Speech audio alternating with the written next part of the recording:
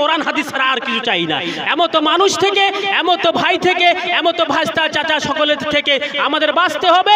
আর তাদের বুঝার ক্ষমতা থাকলে বুঝিয়ে দিন, নইলে তাদের বুঝার ব্যবস্থা করুন।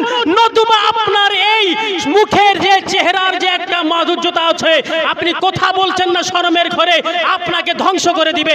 এর বাস্তব আপনাকে দেখতে হবে। যদি বলেন এটার কোনো ফ্যাক্টর নয়, তাহলে আপনি সূরা নিসার এই আয়াতে কারিমার 4 বিভাগের আপনি আউলিয়া আল্লাহকে পরস্পর তার ভাষায় এটা হালকা মনে করতে চলেছেন। অতএব আপনি পরিপূর্ণ কোরআনের আমলদারি হতে পারেন না।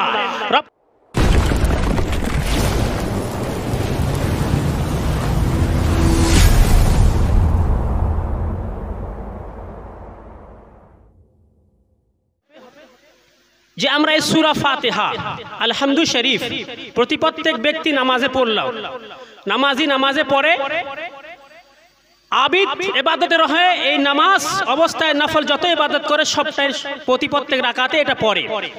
এখনই এশার নামাজ হয়েছে, মাগরিব হয়েছিল, এশা হয়েছিল, আজকের দিনে জোহর হয়েছিল, ফজর অনেকেই পড়েছেন।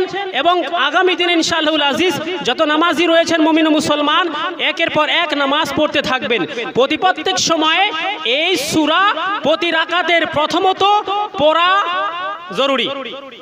মুতলাকান কেরাত তো ফরজ, কিন্তু সূরা ফাতিহা পড়াটা ওয়াজিব। তো বলছিলাম যে এখানে এই সূরা ফাতিহা আমরা পড়ছি, এর আগের তরজমা অনেকে আমরা জানছি, এই আয়াতের তরজমা অনেকে আমরা জানছি, মানছি, সব বুঝতেছি। কিন্তু কথা হলো কি, আমি বলতে চাচ্ছি সূরা ফাতিহার অনেকগুলো নামকরণ করা হয়েছে তাফসীরের মধ্যে। তার মধ্যে একটি নাম হচ্ছে সূরাতুদ দোয়া। সূরাতুদ দোয়া, এই সূরার 20টি নামের মধ্যে থেকে একটি নাম হচ্ছে সূরাতুদ দোয়া, অর্থাৎ এই সূরাটাকে দোয়া বলা হয়েছে। তে ব্রাদার, আপনি বলুন তো নামাজে আপনি কি হাত তুলে দোয়া করেন এই সূরা পড়তে? না। তাহলে বোঝা যায় এটা সূরা দোয়া বলা হয়েছে। এর নাম একটা দোয়া, তার মানে এই আয়াতে কারিমার মধ্যে দোয়া রয়েছে। এর আগে আল্লাহর প্রশংসা রয়েছে, এর আগে আল্লাহর বুজুর্গি রয়েছে, এর আগে আল্লাহর সে মালিকিয়ানের কথা রয়েছে, হাসরের কথা রয়েছে। তারপরে আল্লাহ রাব্বুল আলামিন এই সূরাটার নাম যে তাফসীরকারকরা মুফাসসিরিনরা যে দোয়া লিখলেন, এর তো কিছু না একটা কারণ হতে হবে, কিছু একটা সম্পর্ক তো দেখতে হবে, কিছু একটা সম্পর্ক তো থাকতে হবে, নাইলে এর দোয়া নামকরণ করাটা তো ঠিক হবে না, বা হাদিসে পাকের রোশনীতে এইটা দোয়া বলা তো ঠিক হবে না।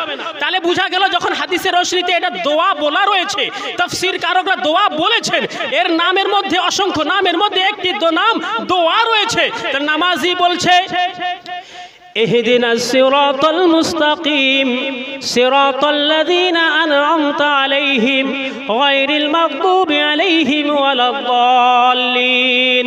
ও রব্বুল আলামিন, সমস্ত প্রশংসা তোমারই, তোমার গুণগান, তোমার মহান, তোমার অলৌকিয়াত, তোমার বুজুর্গি পড়ার পর, স্বীকার করার পর আমি নামাজি এ দোয়া পড়ছি নামাজ অবস্থায়, ইহদিনাস সিরাতাল মুস্তাকিম। রব্বুল আলামিন, আমাদেরকে সিধা পথে পরিচালিত করো। সিরাতাল্লাযীনা আন'আমতা আলাইহিম, তাদেরই পথে যাদের প্রতি তোমার অনুগ্রহ হয়েছে, গায়রিল মাগদুবি আলাইহিম ওয়ালাদ-দাল্লিন, তাদের পথে নয় যাদের পথে তোমার আযাব নিপতিত হয়েছে, এবং পথভ্রষ্টদের পথেও নয়। এই আয়াতগুলোর তরজমা মানে মতলব এই, আমরা নামাজে দোয়া করছি রব্বুল আলামিনের দরবারে, আল্লাহ আমাকে সোজা পথে পরিচালিত করো। নামাজি বলছে আমাকে পরিচালিত করো, নামাজি বলছে আমাকে সোজা পথে পরিচালিত করো। পথ তাদেরই যাদের পথে আল্লাহ আপনি অনুগ্রহ করেছেন, এনাম দিয়েছেন, মুনঈম আলাই, যে সমস্ত বান্দা তোমার, তাদের পথে চলিও। আমরা ওই পথে চলতে চাই না যাদের পথে তোমার আযাব নিপতিত হয়েছে, এবং যারা পথভ্রষ্ট হয়েছে তাদের পথে চলতে চাই না। এই নামাজি নামাজ অবস্থায় এই সূরা ফাতিহা পড়ে দোয়া করছে রব্বুল আলামিনের দরবারে। এর জন্য মুফাসসির বলছেন, হাদিসের রোশনীতে তাফসীর করতে গিয়ে এই সূরা ফাতিহার অপর একটি নাম হলো সূরাতুদ দোয়া। তাহলে সূরাতুদ দোয়া, আমি বলতে চাই ওই ভাইদের কাছে, আমরা নামাজি যখন নামাজ অবস্থায় দাঁড়িয়েছি, দোয়া তো বলতেছি রব্বুল আলামিনের দরবারে, আর নামাজ শেষ করার পরে আবার ফিরে অন্যদিকে চলছি রে। এর জন্য যদি বলি দোয়া তো বটে, হ্যাঁ জানি, ইহদিনাস সিরাতাল মুস্তাকিম এটা তো স্বীকার করি, সিরাতাল্লাযিনা আনআমতা আলাইহিম এটা তো স্বীকার করি, গায়রিল মাগদুবি আলাইহিম ওয়ালাদ-দাল্লিন এটাও তো স্বীকার করি, কিন্তু একটু তো আমরা অস্বীকার করি। তার প্রমাণ হলো এই, রব্বুর দরবারে যদি দোয়া করি, রব্বুল আলামিন আমরা যে নামাজে দোয়া করতেছি, খোদা সোজা পথে চলতে চাই, সোজা পথে চলতে চাই। এই আনআমতা আলাইহিম গায়রিল মাগদুবি আলাইহিম, এই যে আনআমতা আলাইহিম কারা, এর ব্যাখ্যা তো একটু জানতে চাই। রব্বুল আলামিন বলছে, বান্দারে তুমি সূরা ফাতিহাটা শুধু পড়লে বটে, এরপরে চলতে যাও, চলতে যাও, পড়তে যাও, পড়তে যাও, জানতে যাও, জানতে যাও, তুমি সূরাতুন নিসায়ে পৌঁছে যাও। রব্বুল আলামিন বলছেন, যাদের প্রতি আমি অনুগ্রহ করেছি, যাকে আমি পুরস্কৃত করেছি, যাদেরকে আমি গিফট দিয়েছি, তারা হলো আনআমতা আলাইহিমের। এর ব্যাখ্যায় বলছেন রব্বুল আলামিন সূরাতুন নিসায়ে, আনআমাল্লাহু আলাইহিম মিনান নাবিয়্যিনা ওয়াস-সিদ্দিকিনা ওয়াশ-শুহাদা ওয়াশ-শুহাদাই ওয়াস-সালিহিন। বলছে বান্দা শুধু সূরা ফাতিহা পড়ে থেমে যেও না, পড়তে থাকো, পড়তে থাকো, কোরআনকে জানতে থাকো, সূরাতুন নিসার মধ্যে পৌঁছে যাও। আমি যাদের প্রতি ইনাম করেছি, যাদের প্রতি পুরস্কার দিয়েছি, যারা আমার মনোনীত বান্দা হয়েছেন, যাদের প্রতি অনুগ্রহ করেছি আমি, সেই বান্দাদের আমি 4 শ্রেণীতে ভাগ করে দিয়েছি। ওরা হলো প্রথমত নবীন, তারপরে দ্বিতীয়ত সিদ্দিকিন, তৃতীয়ত শুহাদা, আর চতুর্থত হলো সালেহিন।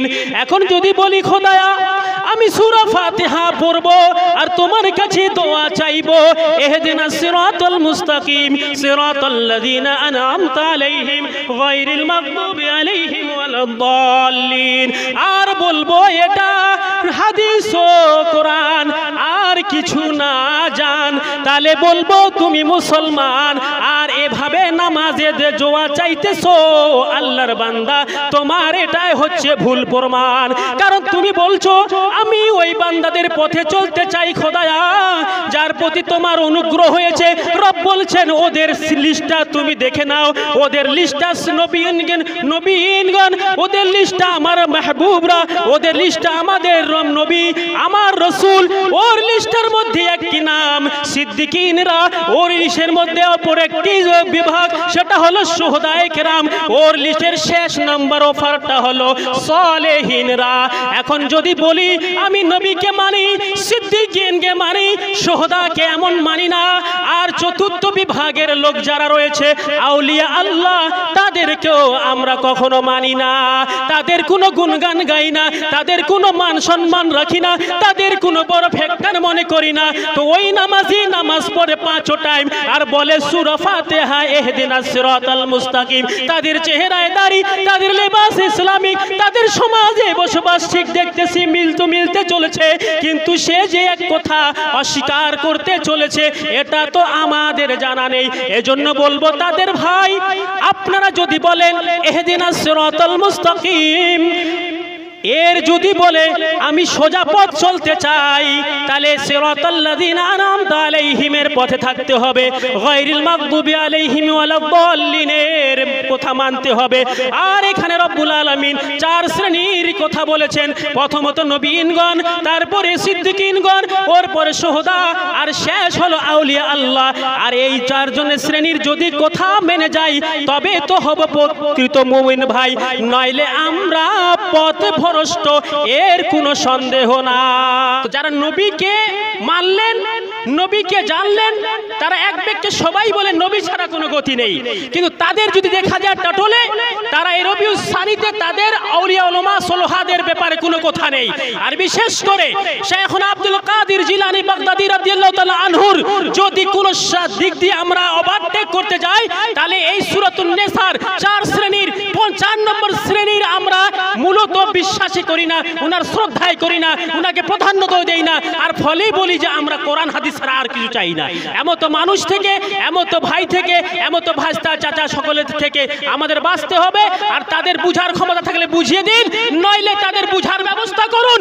নতুবা আপনার এই মুখের যে চেহারার যে একটা মাধুর্যতা আছে, আপনি কথা বলছেন না শরমের ঘরে, আপনাকে ধ্বংস করে দিবে। এর বাস্তব আপনাকে দেখতে হবে। যদি বলেন এটার কোনো ফ্যাক্টর নয়, তাহলে আপনি সূরা নিসার এই আয়াতে কারিমার 4 বিভাগের আপনি আউলিয়া আল্লাহকে পরস্পর তার ভাষায় এটা হালকা মনে করতে চলেছেন। অতএব আপনি পরিপূর্ণ কোরআনের আমলদারি হতে পারেন না।